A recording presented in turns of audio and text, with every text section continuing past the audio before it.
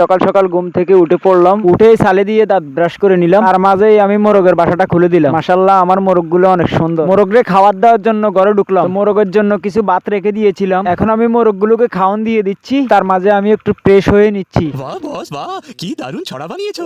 তো ফ্রেশ হয়ে নিলাম। ফ্রেশ হয়ে সোজাসুজি মায়ের কাছে চলে গেলাম। মায়ের কাছে গিয়ে দেখলাম আলাদি ফিটা খাইতেছে। তো আমি একটা ফিটা নিয়ে ঘর থেকে বের হয়ে পড়লাম। ফিটা খেতে খেতে এখন আমি দোকানের দিকে যাব। দোকানে গিয়ে আমি এখন চা খাবো। এখন আমি দোকানে যাওয়ার উদ্দেশ্যে রওনা হচ্ছি। অবশেষে আমি দোকানে চলে আসলাম। ফিটা খাওয়ার পর দোকানে এসে এক গ্লাস পানি খেয়ে নিলাম। আমাদের মাস্টার সাহেব মূলা নিয়ে আসছে বিক্রি করার জন্য। এখন এত কিছু দেখার সময় নেই, এখন আমি এক কাপ চা খাবো। চা না খেলে আমার মাথা মুথা ঠিক থাকে না।